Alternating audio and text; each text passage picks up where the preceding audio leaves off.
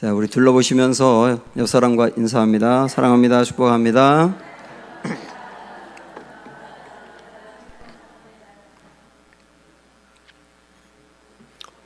네, 사람들은 대부분 공짜를 좋아합니다.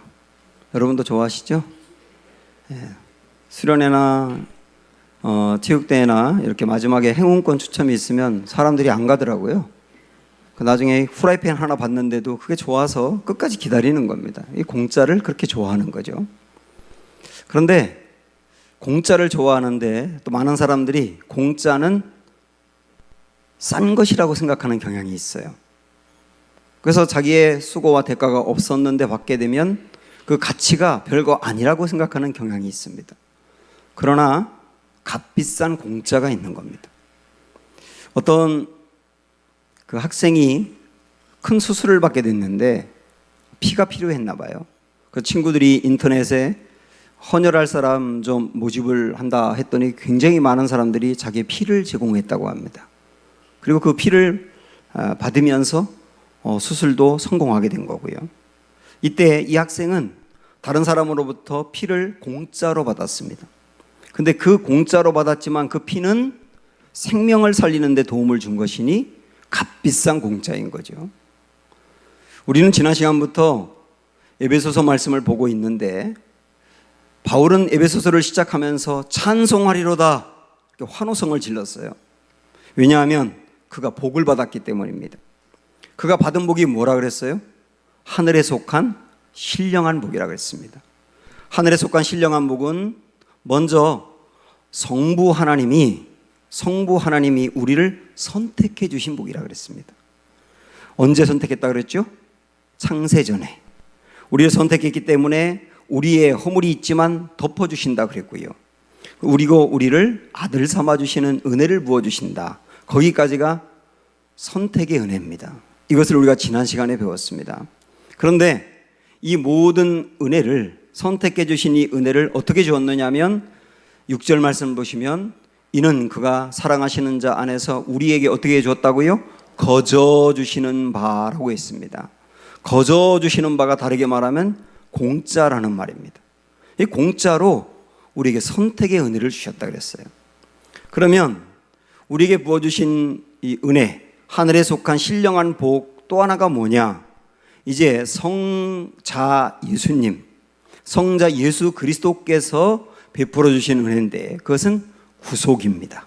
자, 우리 7절 말씀을 보시면 시작. 우리는 그리스도 안에서 그의 은혜의 풍성함을 따라 그의 피로 말미암아 뭘 받았다고요? 속량 곧 죄사함을 받았느니라 그랬습니다.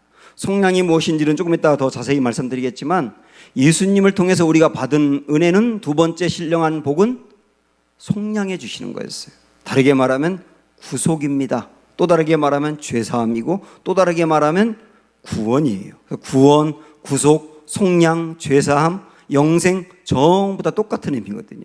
그걸 우리가 받았습니다. 그런데 이 은혜를 어떻게 부어줬다고 했냐면 7절 말씀 다시 다른 각도로 보시면 우리는 첫째 그리스도 안에서, 두 번째 그의 은혜의 풍성함을 따라, 세 번째 그의 피로 말미암아 속량을 받았다 그랬어요. 여기에 그리스도 안에서 그의 은혜의 풍성함을 따라 그리고 그의 피로 말미암아 이렇게 표현한 것을 한마디로 이야기한다면 이렇게 말할 수 있습니다. 내가 속량 곧 구속을 받는 데 있어서 나의 역할과 나의 힘은 하나도 없고 오직 예수님이 다 해주셔서 받게 되었다. 이렇게 정리할 수가 있거든요. 저는 목사이면서도 가끔 이런 생각할 때가 있어요. 주변에 정말 악한 사람을 보면 야, 저런 사람도 구원받을 수 있을까? 내가 저런 사람의 구원을 위해서 기도해야 될까? 이런 생각이 퍼뜩 들 때가 있습니다. 정말 악한 모습을 보면 그런 생각이 들거든요.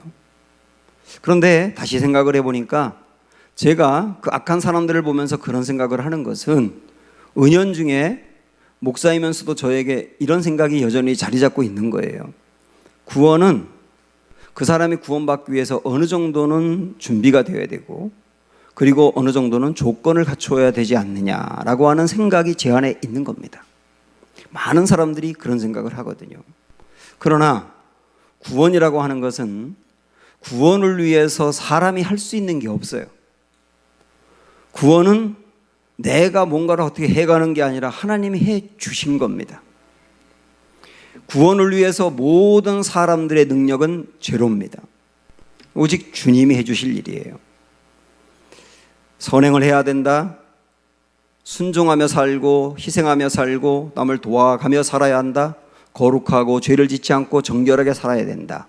이런 것들은 구원을 위한 조건이 아니고 구원받은 사람이 마땅히 살아야 될 모습인 거예요. 그래서 우리가 나중에 보겠습니다마는 에베소서 4장 17절 말씀을 먼저 보면 이제부터 너희는 그랬어요. 여기 이제부터라고 하는 말은 이제부터 앞에는 우리가 구원받은 것에 대해서 이야기하고 있다 그 얘기죠. 그래서 구원받은 너희는 이란데 너희는 구원받은 너희는 누가 아니냐면 이방인이 아니에요. 여기서 말하는 이방인이라고 하는 것은 아직 구원을 받지 못한 사람들을 말하는 겁니다. 너희는 아직 구원을 받지 못한 사람이 아니라 이미 구원을 받은 사람이니 라고 하는 말이거든요. 그래서 그 다음 뭐라고 말하냐면 마음이 허망해지면 안 된다. 다시 말하면 허망한 데 마음을 두지 말아라. 그래서 그 뒤에 쭉 나오는 말씀을 보면 더러운 것에 욕심을 내지 말아라. 모든 욕심을 버려라. 거룩하게 살아라. 죄를 짓지 말고 거짓말하지 말고 도둑질하지 말고 선행을 베풀며 살아라. 이런 말씀이 계속 나오는데요. 이 말씀은 이방인이 아니라 내가 구원받은 사람이 되었으니 마땅히 그렇게 살아야 된다는 이야기지 그것이 구원을 위한 조건이 된다는 얘기는 아닙니다. 불교는 또 불교 신자였던 분 중에 어떤 분이 있을지 모르지만은 불교는 구원을 어떻게 말하느냐면 부처가 따로 있는 게 아니고 내가 부처가 될 수 있다. 내가 부처가 될 수 있는데 내가 묵상을 통하여 참선을 통하여 모든 마음에서부터 욕심이 다 사라지고 죄가 사라질 때 그때 부처가 되는 거다. 이렇게 말하거든요. 그러니까 불교는 기본적으로 범신론인 거예요. 그리고 자력구원을 말하는 겁니다. 자력구원이라고 하는 말은 내 노력과 내 어떤 수고를 통하여 내가 이루어 간다는 얘기예요. 그게 자력구원이란 말이에요. 그런데 기독교의 구원은 시작부터 어떻게 다르느냐면 이렇게 시작을 합니다. 사람은 어느 누구도 스스로 구원받을 수 없다. 그럴 만한 능력이 전혀 없다. 그래서 구원에 관하여서는 능력이 완전히 제로다. 거기서부터 기독교의 구원이 시작이 돼요. 그러니까 전혀 가능성이 없고 능력도 없는 그 사람을 위해서 하나님이 해 주셨다. 그 기독교거든요. 그래서 기독교의 구원은 타력 구원이에요. 내 안에 구원받기 위한 어떤 것들이 있는 게 아니라 내 밖에서 이루어진 일이라고요. 그래서 기독교를 은혜의 종교라고 말하는 거예요. 또 하나, 우리가 구원에 대해서 예수님이 해주신 일에 대해서 사전에 이제 알고 가야 될 것들이 필요해서 말씀을 드리는데요. 제가 여러분이 드리는 말씀이 맞는지 한번 여러분 판단해 보시고 말씀해 보세요. 예수님의 십자가는 하나님이 우리를 얼마나 사랑하시는지를 가장 명백하게 보여준다. 맞습니까? 맞지요? 예수님의 십자가는 하나님이 우리를 얼마나 사랑하시는지를 가장 분명하게 보여주는 게 맞아요. 그래서 로마서 5장 8절에서도 우리가 아직 죄인 되었을 때라고 하는 말은 구원을 받을 만한 어떤 조건도 갖추어 있지 않을 때이거든요. 근데 그 다음 뭐라고 말씀했냐면 그리스도께서 우리를 위하여 죽으심으로 하나님께서 우리에 대한 자기의 사랑을 확증하셨느니라 그랬어요. 그러니까 예수 그리스도의 십자가는 하나님이 우리를 얼마나 사랑하시는지를 가장 명백히 보여주는 것이다 그 얘기입니다. 맞는 거예요. 그런데 여기서 여러분 한번 이 생각을 해보시죠. 자, 하나님이 우리를 사랑해서 십자가를 주었는데 그 십자가를 주었다는 말은 우리를 죄로부터 용서해 주었다는 뜻인데 그러면 여러분 그런 고민 안 해보셨어요? 그냥 우리에게 여기 죄가 있어서 구원받을 수 없다고 한다면 내가 너희를 용서해 줄게 그렇게 말씀하시면 안 되는 겁니까? 여러분도 만약에 다른 사람이 여러분에게 마음에 상처를 주었다거나 어려움을 주었을 때 그 사람을 미워하다가 내가 용서해 주어야 되겠다 하는 생각이 들어서 그 사람에게 내가 당신 용서할게요. 그럼 됩니까? 안 됩니까? 안 됩니까? 내가 당신 용서할게요. 그럼 돼요? 안 돼요? 돼요. 용서할게요. 그럼 되는 거잖아요. 용서가 되는 거잖아요. 그럼 하나님도 우리에게 내가 너의 죄 용서할게. 그럼 되는 거잖아요. 그런데 왜 아들을 십자가에 죽게 했느냐 말이에요. 그냥 용서한다고 하시면 되는 것을. 그렇지 않습니까? 여러분 이 고민이 들지 않으세요? 그냥 용서한다고 하면 되는데 왜 꼭 예수님이 십자가에 못 박히셔야 됐느냐라고 하는 게 중요한 문제입니다. 왜냐하면 우리 하나님에게는 완전한 사랑도 있지만 완전한 공의도 있는 거예요. 공의. 이 공의가 훼손되면 하나님이 아니에요. 근데 여기서 말하는 공의라고 하는 것은 뭐냐면 죄는 반드시 심판이 있다는 거예요. 그게 공의예요. 그래서 죄를 지으면 심판을 하면 공의가 이루어진 거예요. 근데 여기 하나님의 딜레마가 있는데 우리를 사랑하셔서 그냥 버리고 죽게 할 수는 없는데 하나님의 공의로 본다면 죽어야 된단 말이죠. 그래서 이 문제를 해결하기 위해서 꺼내신 하나님의 카드가 십자가였던 거예요. 오늘 우리가 아까 읽었던 그 말씀에서 그의 피로 말미암아 그랬어요. 그의 피로 말미암아 7절에 피로 말미암아라고 하는 말은 여기서 말하는 피는 죽음인데 이 피로 예수님의 죽음으로 어떤 일이 이루어졌느냐 하면 잘 들으세요. 두 가지가 이루어졌는데 하나는 죄값이 치러졌어요. 그리고 또 하나는 심판이 치러졌어요. 두 가지가 이루어집니다. 예수님의 피는 뭘 의미한다고요? 죽음을 의미하는데 이 예수님의 십자가에서 죽음으로 해결된 게 두 가지가 뭐라고요? 죄값이 치러지고 심판이 이루어졌다고요. 그래서 죄값이 치러지고 심판이 이루어졌으니 하나님의 공의가 이루어진 거예요. 그런데 그 일로 인해서 우리가 살게 되었으니 하나님의 사랑이 이루어진 거예요. 그래서 십자가라고 하는 것은 하나님의 사랑이 가장 명백히 드러난 것이기도 하면서 동시에 하나님의 공의가 분명하게 드러난 것이다. 그래서 여러분 아시겠죠? 그냥 우리에게 용서해. 네, 죄 없는 거로 용서할게. 그러면 될 것 같지만 그러면 안 된다는 거. 그래서 주님이 십자가에 돌아가시게 됐다는 거. 그럼 이걸 아셔야 된단 말이에요. 그래서 오늘 우리가 또 아까 읽었던 7절 말씀에서 그리스도 안에서 그의 은혜의 풍성함을 따라 그의 피로 말미암아 그다음 뭐라고 했냐면 속량 곧 죄사함을 받았느니라 그랬거든요. 여기서 말하는 속량이라는 게 뭐냐? 우리가 잘 쓰지 않는 단어인데 속량이라는 말을 다르게 말하면 구속인데요. 이게 무슨 말이냐면 속전을 지불하고 속전은 돈입니다. 속전 돈을 지불하고 자유를 얻었다 이런 의미예요. 이게 속량이라는 말입니다. 옛날에 노예 제도가 있었을 때 어떤 사람이 한 집에 노예로 있었다고 하면 그 사람을 노예로부터 해방시켜 가지고 자유를 주기 위해서는 반드시 값을 지불해야 되는데 그 값이 속전이에요. 돈을 지불해야 된단 말이에요. 돈을 지불하고 그 사람을 그 노예 상태로부터 끄집어내서 해방시킨 다음에 자유를 주면 이걸 뭐라고 말하냐면 속량을 받았다 그렇게 말하는 거예요. 자, 우리 예수님이 우리를 구원하기 위해서 하신 일이 뭐냐면 우리를 속량했다고 그랬는데 우리 예수님이 십자가에서 못 박힌 것은 심판을 미리 당한 것이고 그 다음에 죄값을 치른 것이라 그랬는데 심판을 당하고 죄값을 치렀다는 말은 이미 죄로 인하여 당해야 될 값이 지불이 됐다는 뜻이지 않습니까? 그러니까 예수님이 지불해 주었기 때문에 우리는 어떻게 되느냐면 자유를 얻었고 죄로부터 벗어나게 되었고 구원을 얻게 되었단 말이에요. 이 은혜를 우리가 받았습니다. 그래서 고린도전서 6장에서 이 은혜를 이야기하면서 이렇게 말씀을 했거든요. 시작. 너희 몸은 너희가 하나님께로부터 받은 바 너희 가운데 계신 성령의 전인 줄을 알지 못하느냐? 너희는 너희 자신의 것이 아니라 그다음 뭐라고 말씀했습니까? 값으로 산 것이 되었으니. 값으로 산 것이 되었으니, 그 말은 뭐냐면 값을 지불하고 샀다. 여기서 말하는 값은 어떤 값이냐? 예수 그리스도의 몸값이에요. 예수 그리스도가 대신 심판당하고 그 다음에 죄의 값을 치르는 그 값으로 인해서 우리가 구원을 받게 됐다, 그 말이거든요.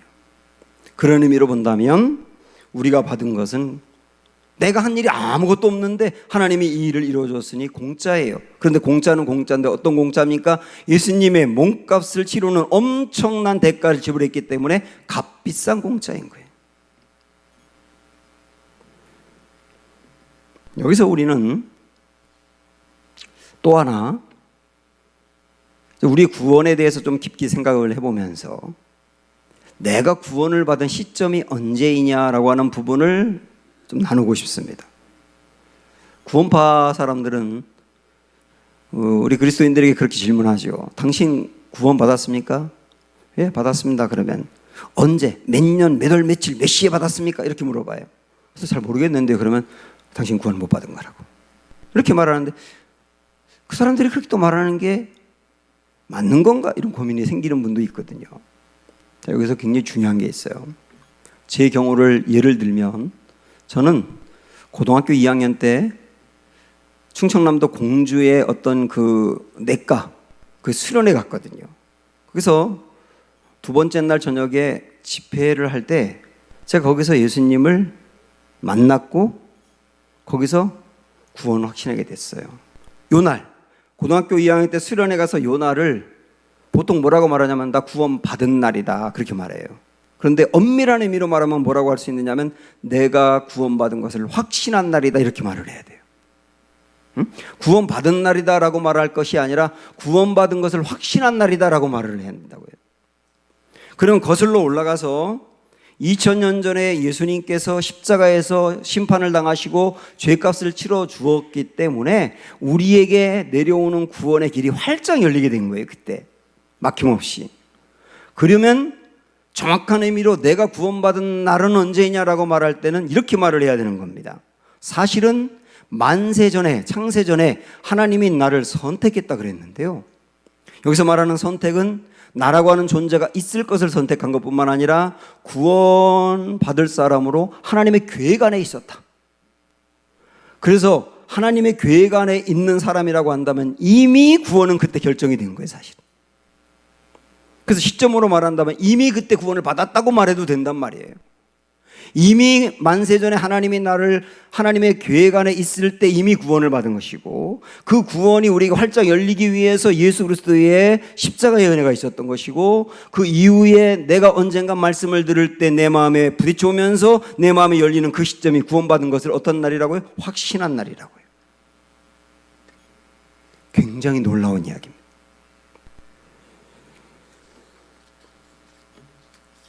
그래서 오늘 말씀 11절에 보면 이 부분을 또 이렇게 표현하고 있습니다. 시작.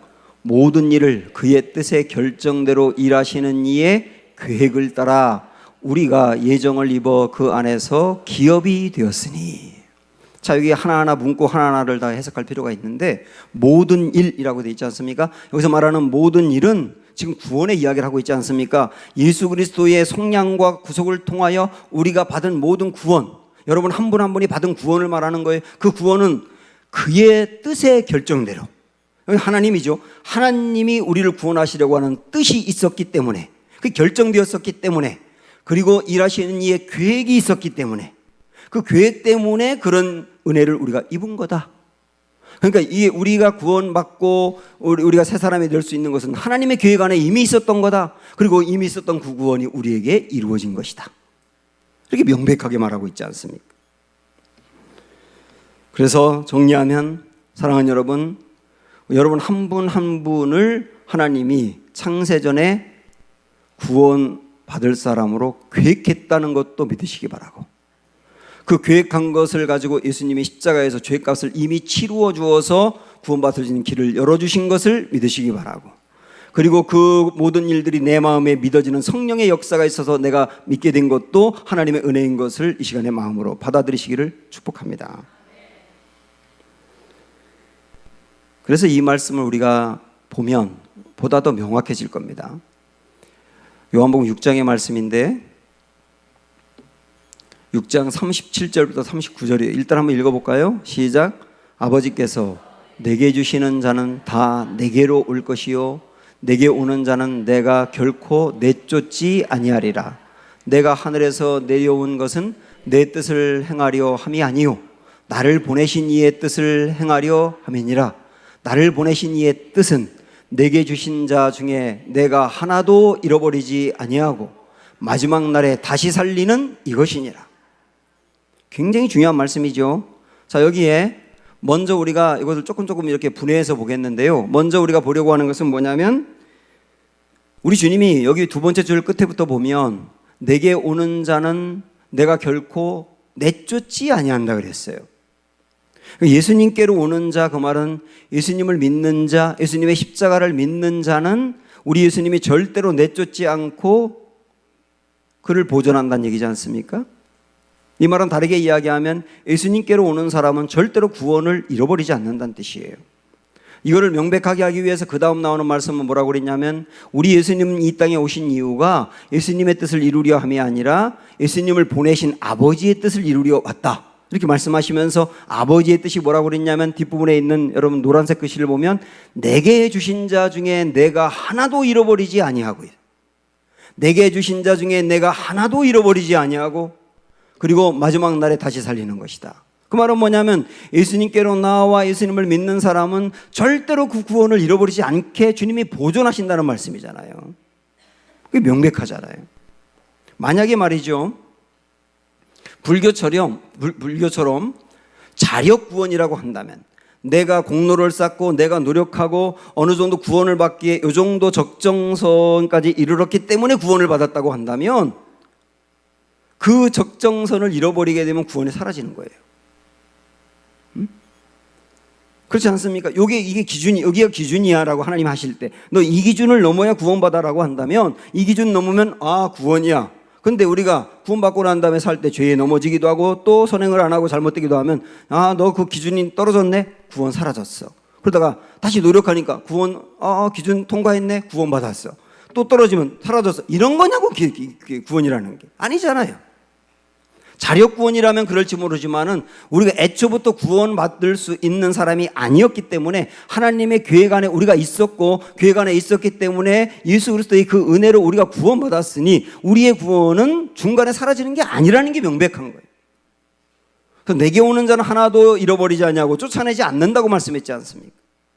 자, 이 문제를 해결하고 난 다음에 그 다음에 두 번째 줄부터 보시면 다시 보시면 중간에 내게 오는 자는 내가 결코 내쫓지 아니한다 그랬어요. 그럼 내게 오는 자라 그랬거든요. 내게 오는 자. 내게 오는 자는 내쫓지 않고 구원을 분명히 주님 보존하신다고 했는데 그러면 이 말씀만 놓고 본다면 우리 입장에서 본다면 내가 예수님께로 가야 되는 거구나 하는 생각이 들어요. 내가 구원을 받고 내가 주님의 사랑을 받기 위해서 내가 예수님께로 가야 되는 거구나. 그래서 내가 예수님을 선택하고 내가 마음의 문을 열어서 예수님을 받아들이고 내가 믿기로 결정하고 작정해야 그래야 하나님이 나를 구원해 주시고 보존해 주시는 거구나. 이런 생각이 듭니다. 성경에 보면 우리에게 자꾸 믿으라 너희가 믿으면 구원을 받는다. 믿으면 하나님의 자녀가 된다. 그런 말씀들도 여러 군데 나오다 보니 내가 믿는 것이구나. 내가 구원을 결정하는 것이구나 라고 하는 생각이 듭니다. 그러면 내가 믿어서 구원이 이루어졌다고 한다면 나의 수고와 나의 노력이기 때문에 전적인 하나님의 은혜가 아니라 나의 공로가 있는 거예요. 이걸 그렇게 이해해야 되느냐라고 하는 고민이 생기는데 다시 이 스크린에 있는 말씀을 보시면 이 37절만 놓고 보시면 자 읽어보세요. 시작. 아버지께서 내게 주시는 자는 내게로 올 것이요 내게 오는 자는 결코 내쫓지 아니하리라 그랬잖아요. 잘 보세요. 이 말씀 주님은 내게 오는 자는 내쫓지 않는다고 했는데 근데 내게 오는 자 앞에 뭐가 있느냐면 아버지께서 내게 주시는 자는 내게 온다 그랬어요. 그냥 내게 오는 게 아니고 아버지께서 주셔야 내게 온다는 거예요. 그러니까 여러분께서 예수님을 언젠가 믿고 그 다음에 예수님의 십자가가 나를 위한 것임을 믿고 내 마음으로 받아들이고 결정해서 그래서 구원이 이루어졌다고 생각을 하는데 그런 마음을 가지고 예수님께로 온 것이라든지 예수님을 믿게 된 모든 것은 이유가 뭐냐면 아버지께서 우리를 예수님께로 인도해 주었기 때문이라. 이게 명백하잖아요.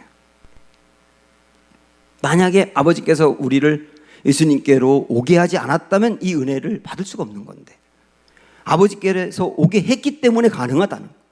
그렇다고 본다면 표면적으로 보면 내가 믿은 것 같고 내가 마음으로 결정한 것 같지만 그러나 그 모든 것들은 주님의 은혜 때문에 이루어진 것이다 라고 명백히 볼 수밖에 없지 않습니까? 그래서 공짜인데 값비싼 공짜가 되는 거예요. 그러면 여기서 우리는 이런 질문이 생깁니다. 그러면 저는 원래 하나님의 계획 안에 있는 존재였을까요? 라고 하는 질문이 생기는 거예요. 여러분 그런 질문 안 생기세요? 저는 하나님의 계획 안에 있는 존재일까요? 라고 하는 이제 이 질문이 생기지 않습니까? 사람은요, 어느 누구든 본인이 스스로 구원받기로 결정하고 예수님을 믿을 수 없어요. 계속 말씀드렸지 않습니까? 사람은 그럴 만한 경건함이 없고 전부 악해서 본인이 그렇게 결정을 못합니다. 그런데 자, 여기 이 말씀을 듣고 있는 여러분들 우리만 놓고 보더라도 어떤 분들은 그냥 멀쩡히 잘 생활하고 있었는데 뭐 물질적으로도 크게 어렵지 않고 가정도 안정이 됐고 그래서 잘 생활해 왔는데 어느 날 불현듯 내 마음에 임하는 공허함이 있었어요. 행복하지 못하고 이거는 내가 원했던 삶이 아닌 것 같고 뭔가 마음이 허전하고 불안하고 그래서 그런 마음을 갖고 있을 때 나에게 좀 종교가 필요하지 않을까 하고 이 자리에 오신 분도 있어요.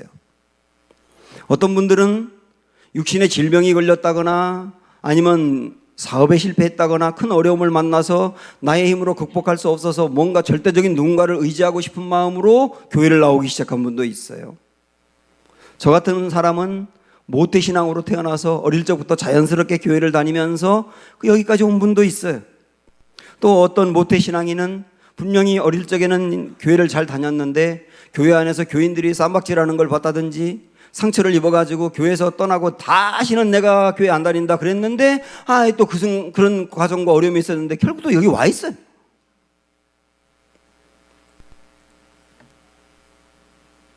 그리고 어느 순간 내가 말씀을 들을 때 내 마음이 열리면서 눈물이 나기도 하고 그 말씀이 믿어지기도 하는 은혜들을 받았어요.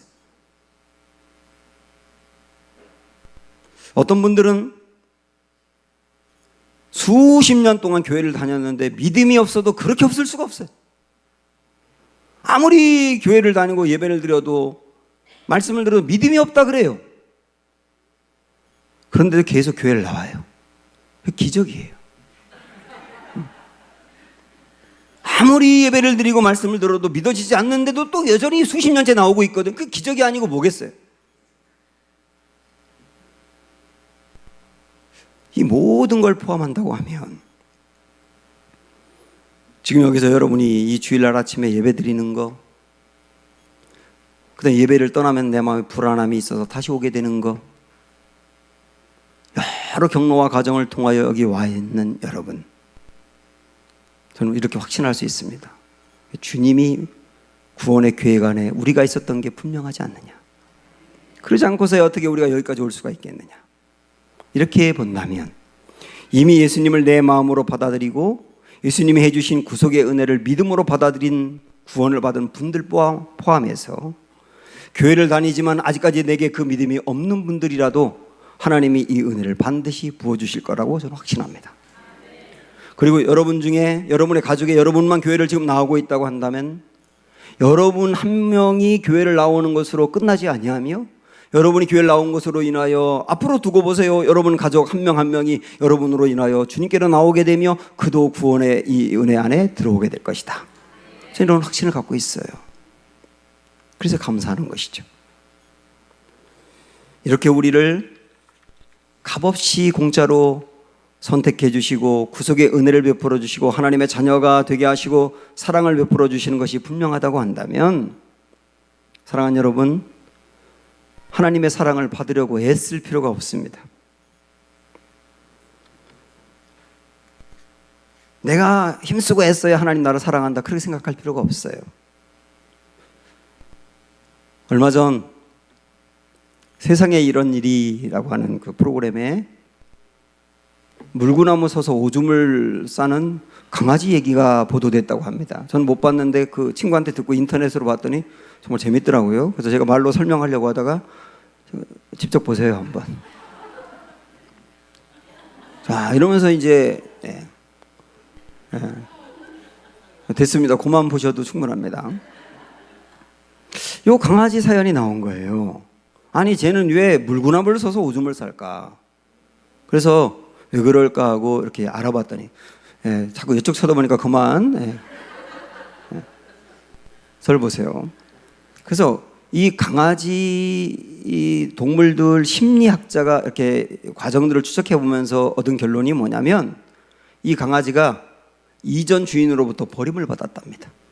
그리고 이 집의 새 주인을 만난 거예요. 강아지들은 주인이 바뀌는 걸 굉장히 두려워하거든요. 근데 이 새 집에 왔는데 강아지들이, 어떤 강아지들은 이 뒷다리를 살짝 들고 시야를 하는 친구들이 있는데 그걸 이 주인이 보고 너무 신기해가지고 어머 다리를 다 들고 막 시야한다 그러면서 너무 신기하고 이뻐했답니다. 그때 강아지가 생각한 거예요. 아, 이렇게 하니까 나를 버리지 않겠구나. 이렇게 하면 나를 사랑하고 예뻐하겠구나. 그래가지고 얘가 다리가 갈수록 올라가가지고 이제 완전히 물구나무가 돼버린 거예요. 예뻐해 주니까 버림받지 않으려고. 저는 재밌는 이야기인데 서글프더라고요, 그 얘기가. 그러면서 이 강아지 같은 이들이 참 교회 안에도 많다는 생각이 들었어요. 응? 내가 하나님의 사랑을 받으려고 애쓰는 거예요. 그래서 뭔가 열심히 수고하고 헌신하고 노력하고 공로를 쌓아야 하나님이 나를 사랑해 준다고 생각을 하고, 내가 갖고 있는 어떤 문제가 있어서 응답을 받아야 되는데, 기도응답을 받아야 되는데 내가 이만큼 정성을 쌓아야 하나님이 그 정성을 보고 응답해 준다고 생각을 하고, 하나님이 나를 잘못하면 버리지 않을까 두려워하기도 하고, 그래가지고 종교적인 열심은 있는데 그 종교적인 열심에 기쁨이 전혀 없는 거예요. 사랑하는 여러분, 우리 한번 오늘 말씀을 생각하시면서 이렇게 보면 어떨까요? 하나님은 창세전에 나라고 하는 존재를 계획 안에 두셨다. 그리고 하나밖에 없는 아들 예수님을 보내서 그분이 내가 받아야 될 심판과 죄값을 미리 받고 치르게 했고, 그리고 나를 영생으로 인도한 분이 하나님이다. 자, 아들 예수까지 우리를 위해서 주실 정도라면 무엇을 못 주겠나? 아들 예수를 나를 사랑해서 주셨다면 나를 얼마나 사랑하는 건가? 하나님 나를 버리시겠나?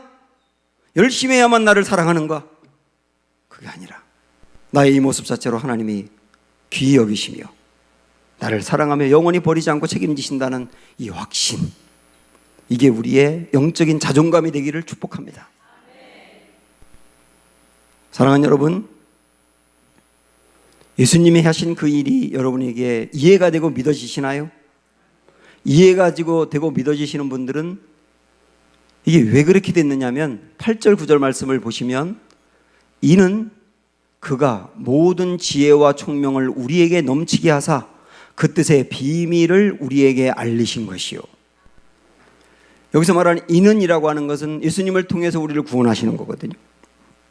근데 예수님을 통해서 우리를 구원하시는 것, 다시 말하면 십자가를 통하여 우리를 구원하시는 것은 원래 하나님에게 비밀이었어요. 하나님에게가 아니라 하나님만 알고 있고 다른 사람에게 비밀이었어요. 사실은 사단도 몰랐어요. 만약에 사탄이 십자가를 통해서 우리를 구원한다는 것을 정말 알았다고 한다면 예수님을 십자가에 못 박히지 못하도록 했을 거예요. 그런데 사단은 가룟 유다를 유혹해가지고 예수님을 십자가에 못 박게 했지 않습니까? 그거는 십자가를 통한 구원 계획을 사단도 몰랐다는 뜻이에요. 왜냐하면 하나님이 비밀로 두셨으니까요.